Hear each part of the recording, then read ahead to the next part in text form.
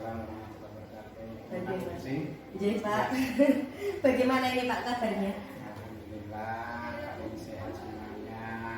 Akhir hari ini semuanya berjalan dengan baik, fenomena berjalan, KPM berjalan, tamu-tamu juga alhamdulillah pembawa materinya keren-keren semuanya. Alhamdulillah. Gimana? Jadi Pak, ini mohon maaf mengganggu waktunya sebentar. Ini saya jadi mengganggu waktunya karena kebetulan saya sebagai calon guru penggerak angkatan 8 itu mendapatkan tugas di demonstrasi kontekstual modul 3.1 yaitu tentang pengambilan keputusan dan nilai-nilai kebajikan sebagai pemimpin atau pimpinan atau kepala sekolah seperti itu Pak. Nah, jadi ini kira-kira Bapak ada waktu longgar buat ini? Ya, istilahnya longgar-longgar enggak. Oh, gitu. Pokoknya santai aja, monggo yang diperlukan. Mungkin apa yang mungkin Pak Pimpinan nanti bisa bantu, mungkin kami bisa menjawab, nanti juga kami sampaikan. Siapa? Ini jadi ada beberapa pertanyaan, tapi nggak banyak Pak, cuma 8 saja. Cuma 8. Jadi ada beberapa pertanyaan yang ingin saya tanyakan ke Bapak ini sebagai pimpinan di SMK Negeri 1 Nusuk, Nah, jadi selama ini kan Bapak selama menjadi kepala sekolah, Bapak yang udah sekian puluh tahun terjun di dunia pendidikan. Nah, ini tentunya tidak lepas dari adanya kasus-kasus yang terjadi Pak, dan mungkin setiap tahunnya kasus pun itu kan juga berbeda. Nah, tentunya sebagai kepala sekolah itu tidak menutup kemungkinan itu sering mengalami yang namanya dilema etika atau bujukan moral seperti itu Pak. Pertanyaannya Ya, Pak. Nah, ini jadi bagaimana ini Pak? Selama ini bagaimana itu Bapak dalam mengidentifikasi kasus-kasus yang merupakan dilema etika atau bujukan moral tersebut? Pertanyaannya sangat bagus. Ini narasumber di sana pintar membuat tema. Jadi ini mungkin perjalanan saya menjadi kepala sekolah mungkin sudah 15 tahun ya. Ada untuk hal yang ditanyakan tadi kaitannya dengan dilema etika ya. Sama yang satu tadi bujukan moral. Ini biar tidak salah fokus. Mungkin kalau saya nanti salah persepsi mohon untuk dibenarkan bahwa yang namanya dilema etika itu kepala sekolah harus memutuskan dua hal yang sama-sama benar. Dua-duanya benar. Nah, ini tidak ada yang salah. Nah, kalau yang bujukan moral jelas ini adalah benar, lawannya adalah salah. Yang sering terjadi adalah pada konteks yang di atas, konteks kaitannya dengan dilema etika. Itu hal ini tadi pertanyaannya ya mungkin kalau di SMK Negeri 1 Nusuk karena hanya baru 40 hari ya, itu belum kami alami. Tapi karena ada pertanyaan itu saya harus jawab walaupun tidak di Bainim, tidak di Bai sekolahan mana yang pernah saya pimpin. Yang jelas ini jadi suatu ketika saya menjabat ada guru yang di situ kecelakaan sampai di rumah sakit ICU tidak sadar itu hampir 2,5 bulan hidup tapi tidak sadar.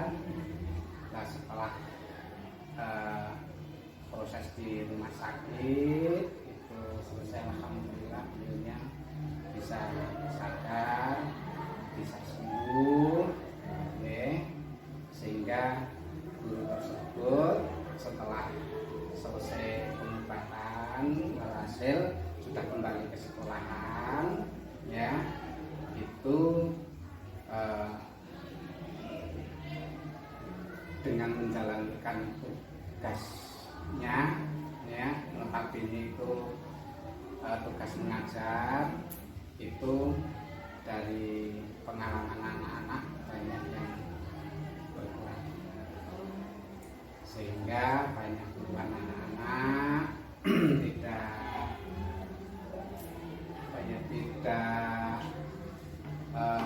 puas dengan pelayanan beliau sebagai guru, harus profesional.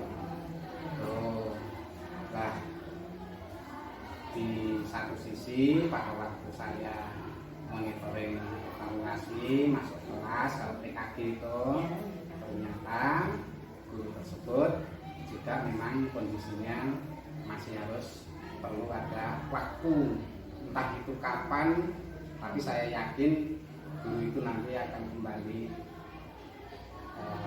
profesional di bidang mengajarnya.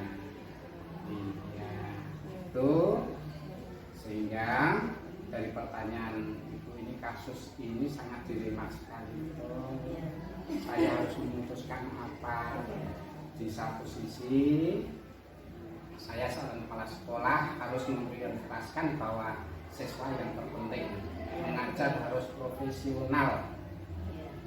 Ya, apalagi dalam perangkat pembelajaran saya sudah menggunakan digital. Setelah saya buka perangkat pembelajarannya, yang saya setiap kali saya bimbing ini harus gini, ini harus gini, ini harus gini, terus itu data-data, sehingga kalau guru tersebut toh sebetulnya pada saat itu tidak profesional, harusnya guru itu harus 0 jam. Ya, tapi resikonya tahu sendiri, guru harus kita mendapatkan sertifikasi. Di mata keluarga juga menjadi problem tersendiri. Yang ketiga, dampak sosial emosional guru justru tidak semakin baik, tetapi guru itu justru semakin terpuruk. Ini dua dilema yang tadi dengan tanyakan. Seandainya dengan seorang kepala sekolah, ini aku harus apa ya? Ini pertanyaan menyangkut dengan pertanyaan dengan kasus yang pernah saya alami, gitu ya? Iya. Ada pertanyaan lain enggak? Iya. Pertanyaannya bagus, masalahnya Pak. Sangat dilematis itu Pak. Betul. Terus bagaimana ini Pak? Selama ini Bapak menjalankan pengambilan keputusan di sekolah Bapak, terutama untuk kasus-kasus di mana ada dua kepentingan yang sama-sama benar atau mungkin sama-sama mengandung nilai kebajikan itu Pak. Jadi gini, pertanyaannya gimana tadi? Ya, pengambilan keputusan di sekolah. Jadi itu hal yang gimana ya kecil, ini curhat ya cerita, tapi ini pengalaman ya, mudah-mudahan nanti menjadikan justru wawasan jenengan semakin luas. Tapi yang saya sampaikan mungkin bukan yang terbaik, tetapi perlu kita sadari bahwa pengambilan keputusan itu apakah kita merujuk kepada perundang-undangan, apakah kita merujuk ke ending kemanusiaan, apakah kita harus merujuk kedua-duanya, itu yang harus sini ini harus bekerja. Iya, betul. Maka dari itu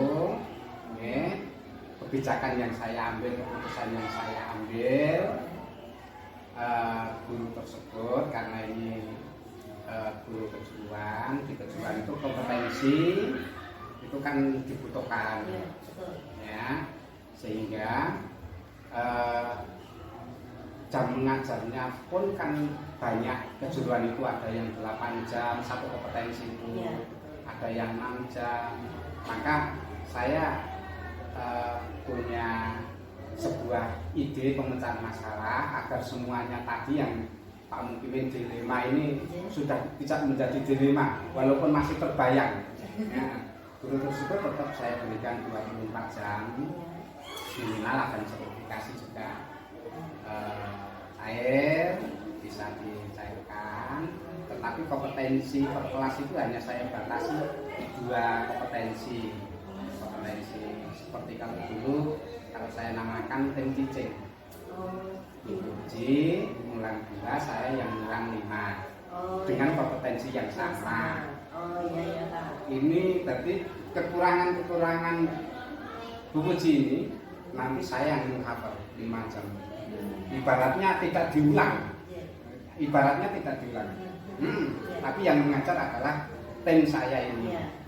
Mengulangi apa yang harusnya menjadi hak anak.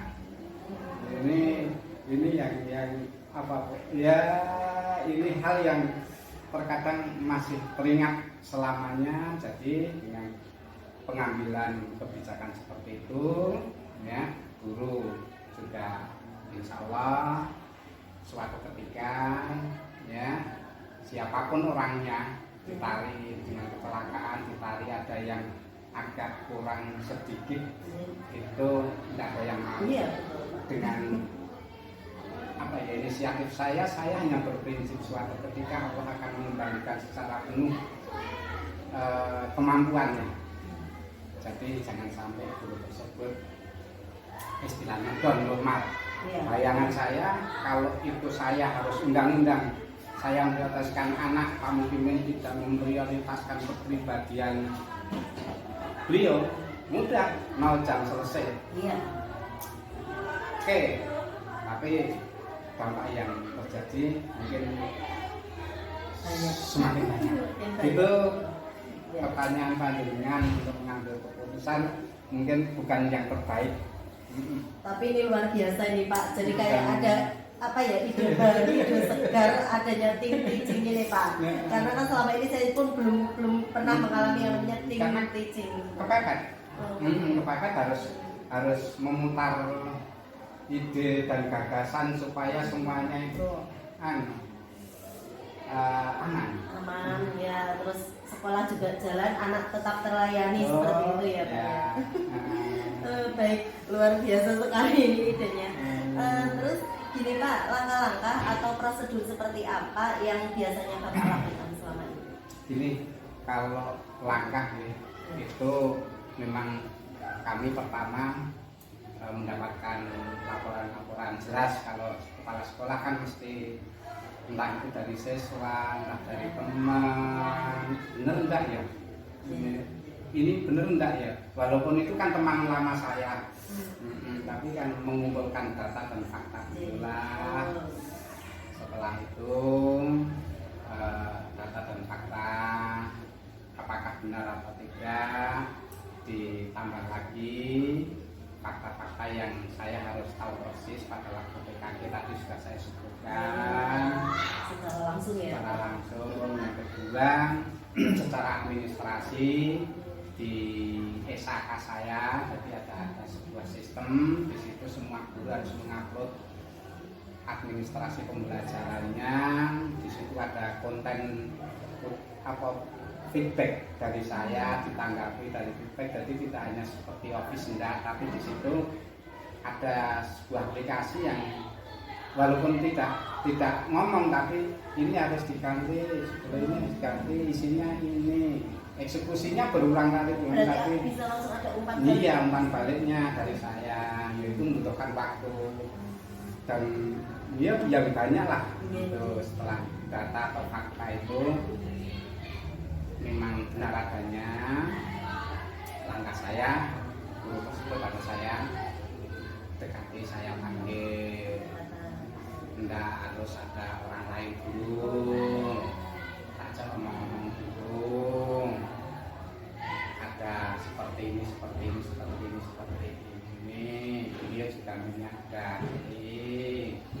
Nah ini nanti dengan itu tidak bisa merubah mindset ataupun berusaha ini ya. Pak Muhyiddin sudah menyampaikan dari awal harusnya guru seperti ini. Dan itu apa ya istilahnya, identifikasi masalah. Setelah itu saya sampaikan dengan baik, tidak seperti apa ya, saya nilai guru nggak, saya jawab bagus ini harusnya itu kalau mau ngajar apalagi kejuruan itu ada sebuah proyek hasil karya misalkan buat baju dewasa. Sebelum jenengan itu masuk kelas, mbok iya dengan itu diajari dulu oleh guru A sampai jenengan itu memilih bahan, memotong sampai ini jenengan fit, baru jenengan meluangkan waktu 3 hari atau berapa sebelum masuk kelas. Setelah itu dinilai oleh teman sebaya jenengan itu sudah oke ke dalam kelas itu, jenengan baru masuk memberikan materi pada anak-anak. Itu salah satu pendekatan dulu. Itu hal yang sangat penting di dalam kita mengambil kebijakan yang seperti tadi. Untuk pengambilan keputusan memang harus, tadi saya sampaikan, harus berbasis hasil akhir kah harus berbasis kemanusiaan kah atau berbasis undang-undang yang ada. Itu suatu ketika tiga-tiganya tidak bisa, tetapi ini harus menjadi keputusan yang bagaimana supaya tidak mengalami sebuah pengorbanan. Kalau hanya A katakan A, B katakan B, udah gampang. Tapi pertanyaan jenengan pertama itu sudah merupakan kasus D5 kasus, jadi ya ini saya harus menyampaikan apa adanya seperti itu, gitu. Betul. Selanjutnya ini Pak, hal-hal apa saja sih yang selama ini Bapak anggap efektif dalam pengambilan keputusan pada kasus-kasus dilema etika ini Pak? Selama ini yang saya anggap efektif itu bahwa guru tersebut tetap aman dengan sertifikasinya.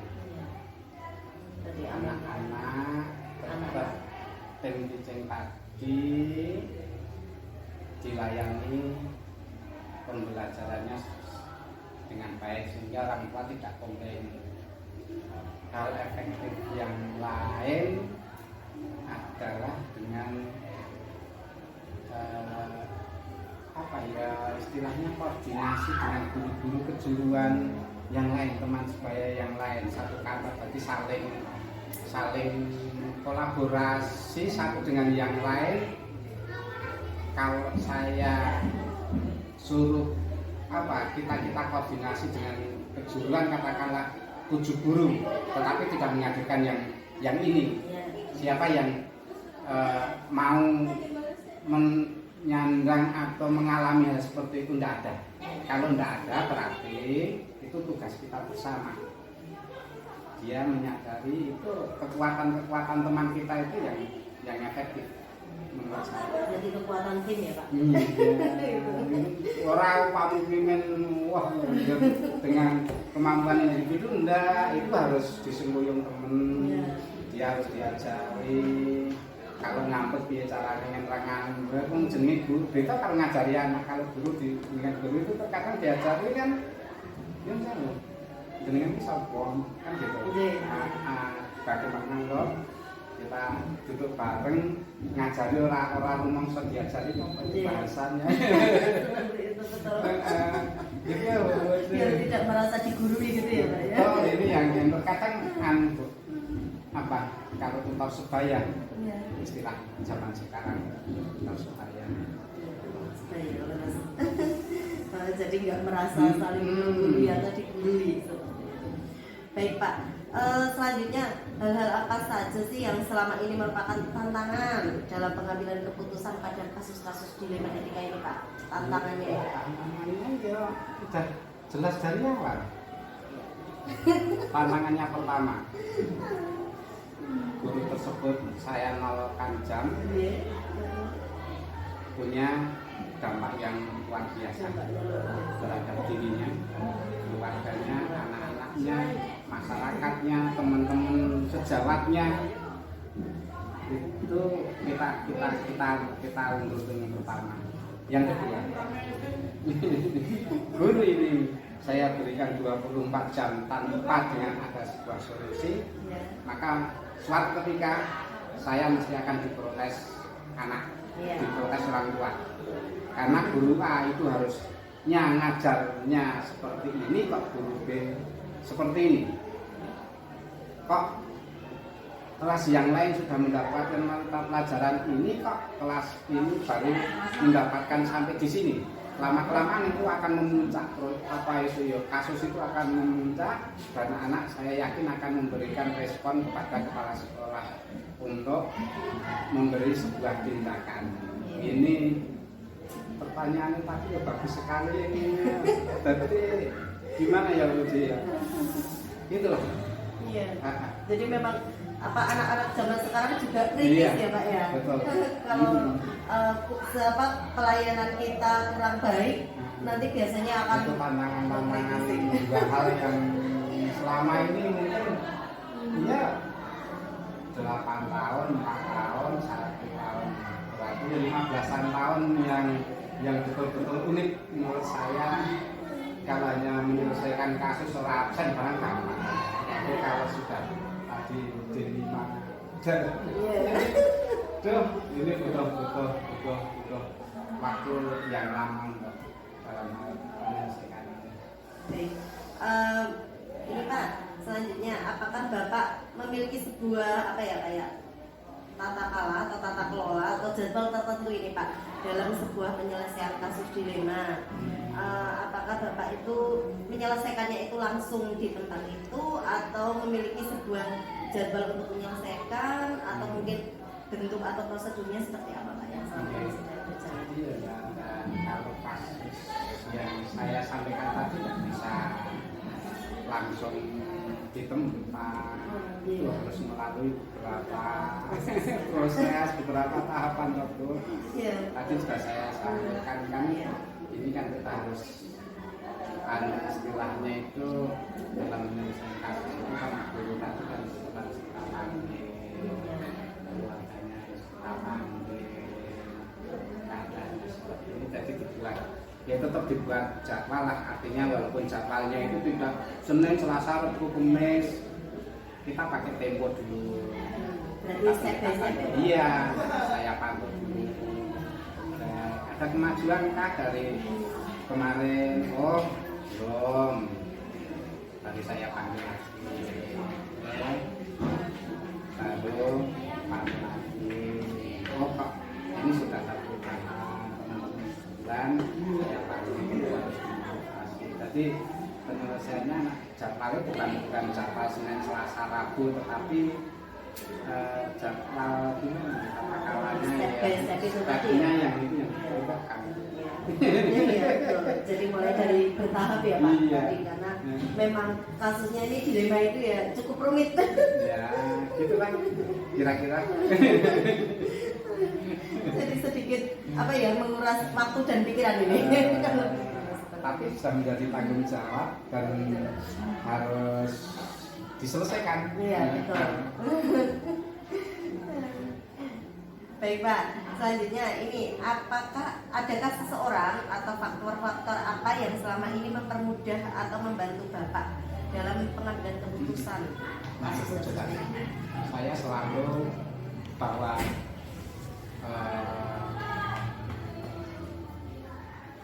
yang mempermudah saya di dalam mengambil keputusan itu jelas staf sekolah saya.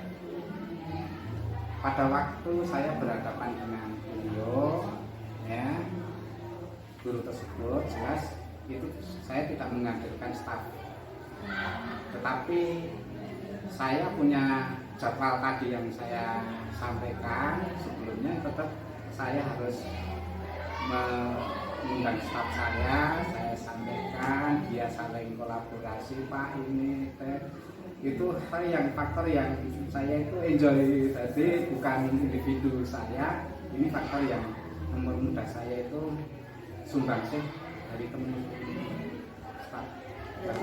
Masukan-masukan Itu luar biasa.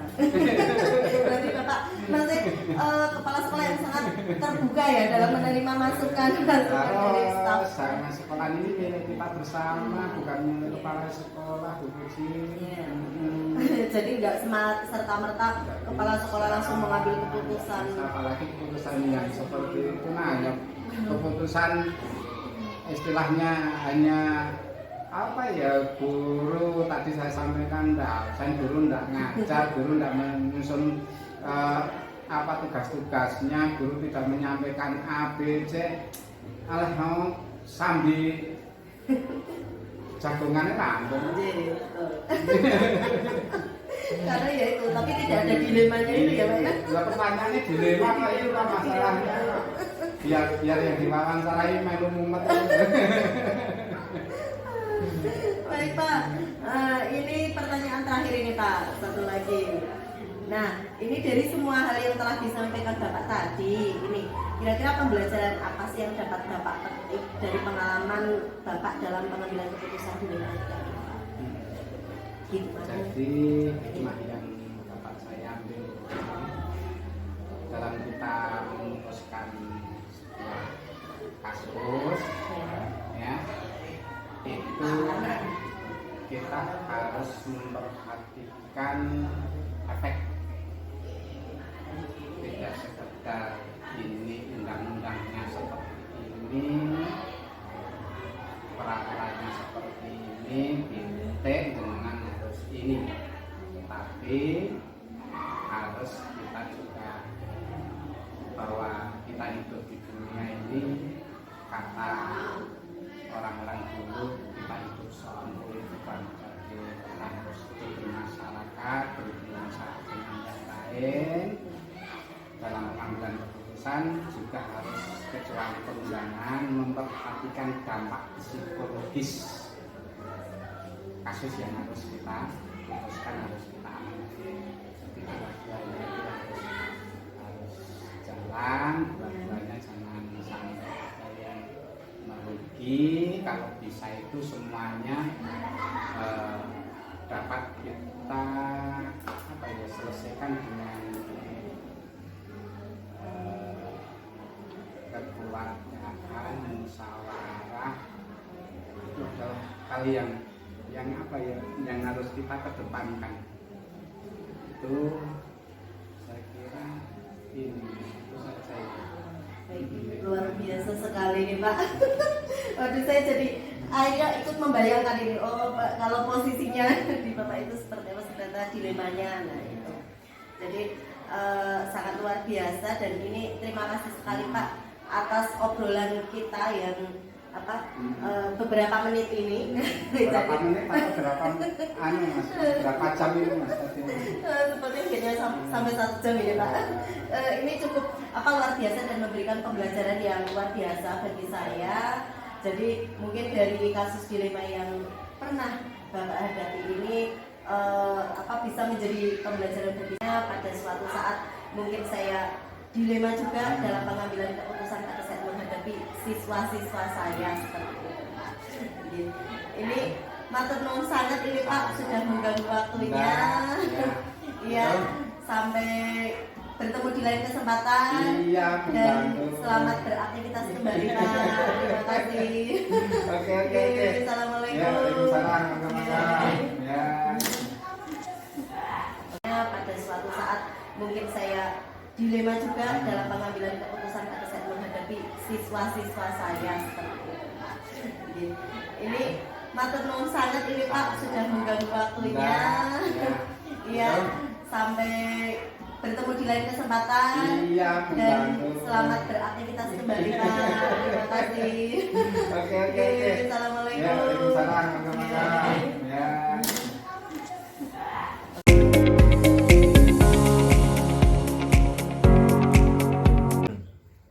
Assalamualaikum Pak. Waalaikumsalam. Ya. Bagaimana kabarnya hari ini Pak?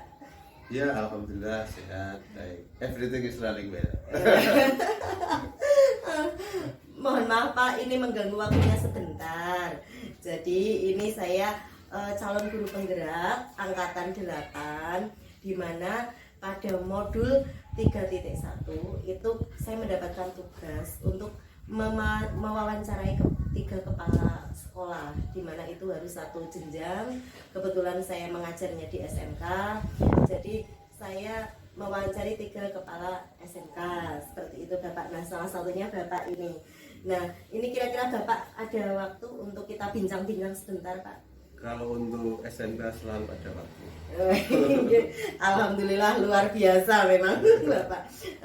Ini kaitannya yang akan kita diskusikan atau kita bincangkan ini terkait dengan etika atau nilai-nilai kebijakan dalam pengambilan keputusan Bapak sebagai pimpinan atau kepala sekolah seperti itu, Pak. Jadi nanti mungkin ada beberapa pertanyaan yang saya ajukan. Pertanyaan sih nggak banyak Pak, cukup 8. Tapi jawabannya mungkin yang banyak jadi. Nah, ini sebelum saya mengajukan pertanyaan, nah ini selama Bapak Suyatna ini menjadi kepala sekolah, nah itu tentunya dari sekian puluh tahun ya menjadi kepala sekolah, pengalamannya nah tentunya tidak pernah lepas dari yang namanya problem atau permasalahan. Nah, di situ pasti kepala sekolah itu juga sering dihadapkan dengan yang namanya dilema etika ataupun bujukan moral, iya kan Pak? Nah, jadi selama ini bagaimana Bapak itu dapat mengidentifikasi kasus-kasus yang merupakan dilema etika atau bujukan moral, Pak? Oke, ya, terima kasih Mbak atas pekerjaannya.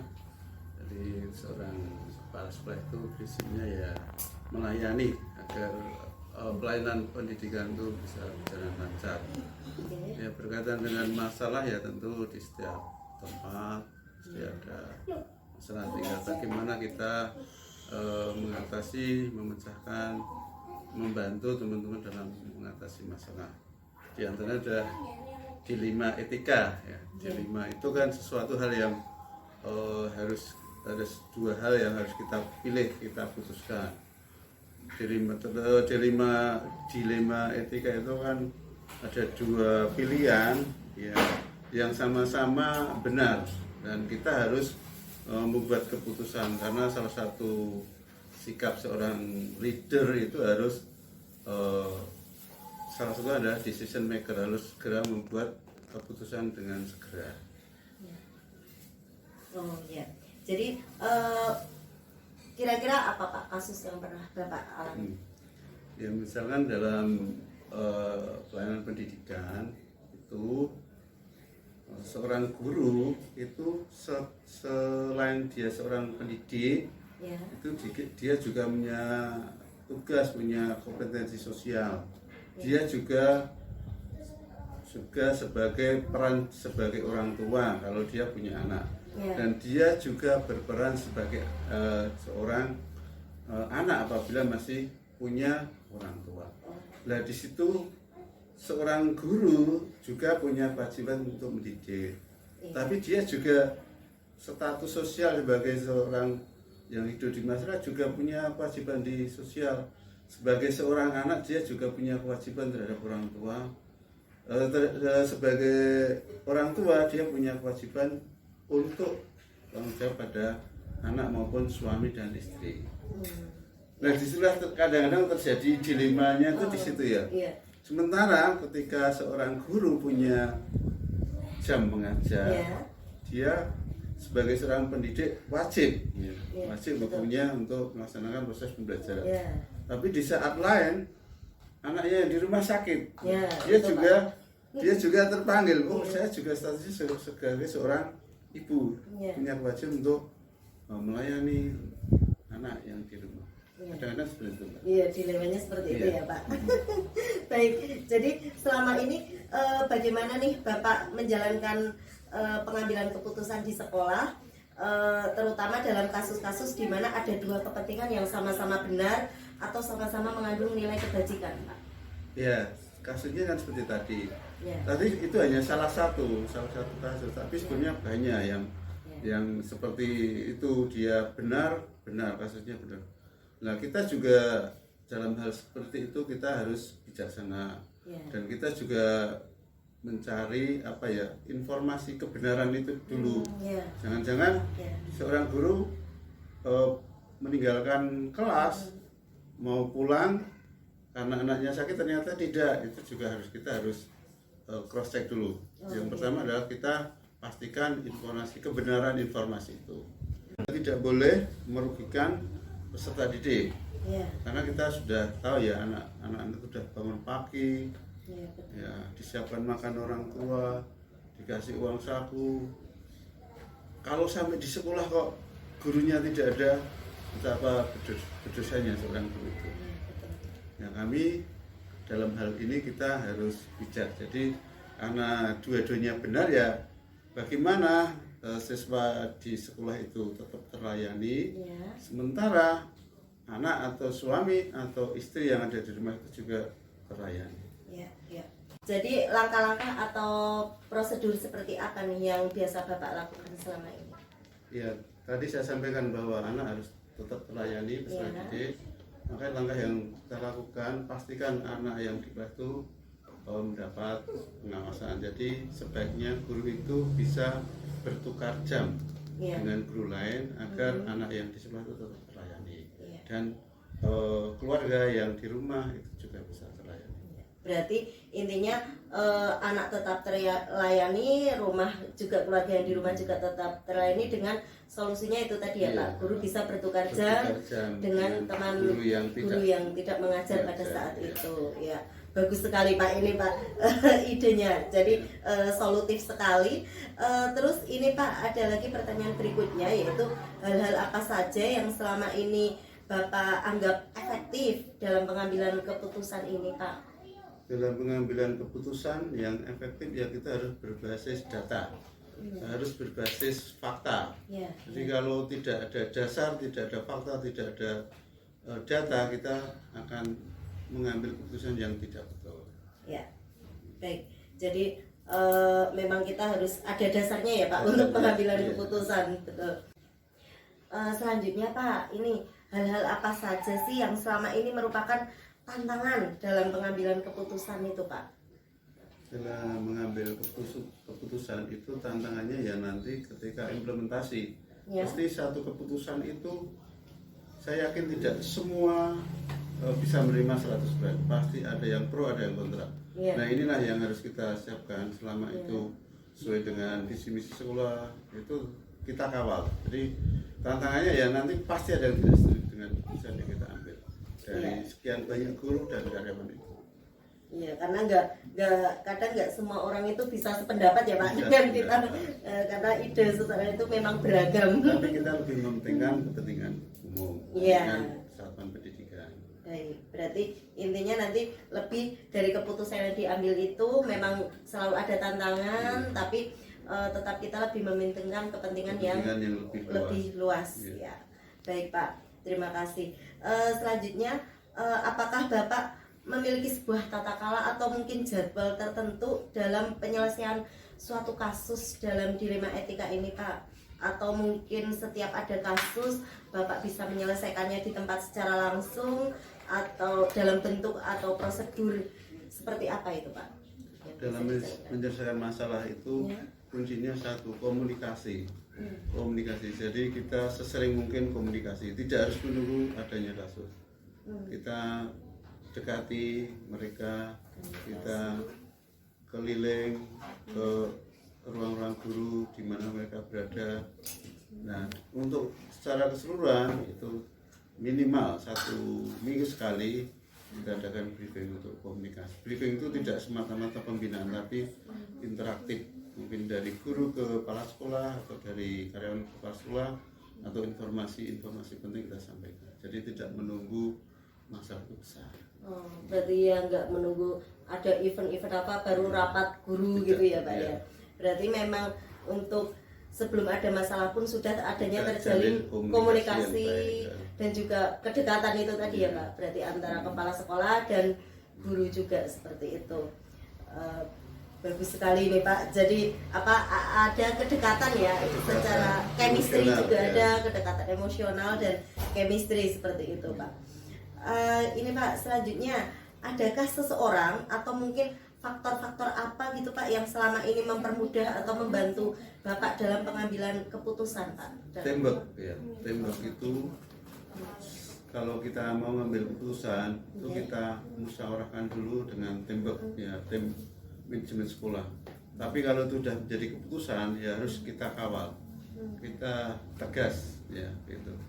Kita laksanakan dengan tegas. Tapi untuk pengambilan keputusan memang harus kita musyawarahkan dulu. Ketika sudah menjadi suatu keputusan ya harus kita kawal. Berarti meskipun Bapak sebagai pimpinan di sekolah tersebut tapi tidak serta-merta mengambil keputusan sendiri gitu ya Pak. Berarti ya, tetap kita musyawarah dulu di teamwork. Wah, itu bagus sekali, berarti menggunakan kekuatan tim juga itu ya Pak ya. Iya betul. Nah, ini Pak, pertanyaan terakhir.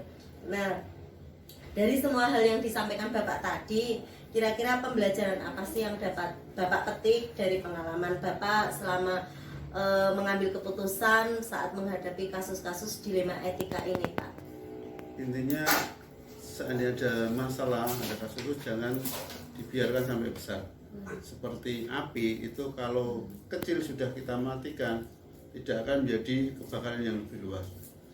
Demikian juga masalah untuk kasus. Ketika kasus kecil-kecil kita selesaikan, tidak akan muncul kasus yang besar. Jadi tadi saya sampaikan, saya ulang lagi, kita lebih komunikatif dengan teman-teman guru maupun karyawan. Selama kita ada waktu, kita dekati mereka, kita ajak sharing-sharing, kita ajak ngobrol permasalahan-permasalahan apa yang dihadapi, dan ide-ide apa yang mereka miliki untuk pengembangan sekolah.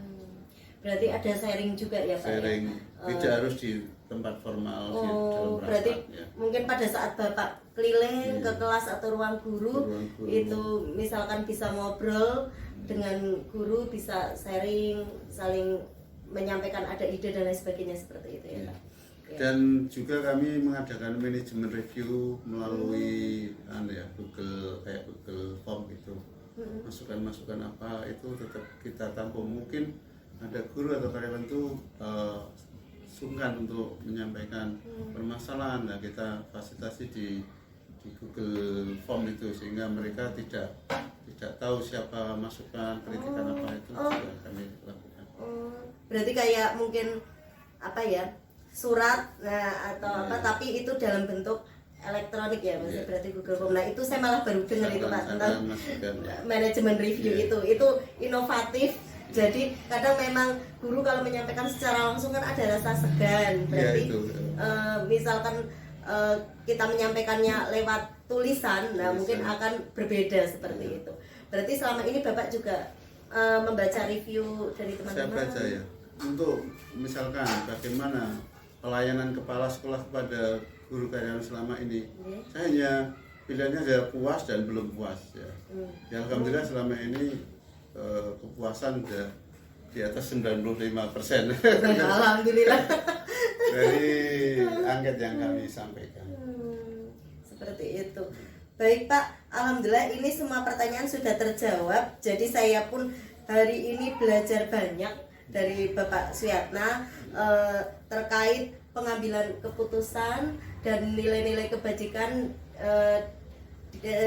Bapak itu sebagai pemimpin atau kepala sekolah ngoten Pak di SMK. Nah, ini saya mengucapkan terima kasih atas kesediaan Bapak dalam bincang-bincang kita kali ini. Karena ini keterbatasan waktu, saya mohon izin untuk undur diri. Sampai ketemu di lain kesempatan. Saya akhiri. Wassalamualaikum warahmatullahi wabarakatuh Pak. Waalaikumsalam warahmatullahi wabarakatuh. Sukses selalu ya Pak. Matur nuwun Pak.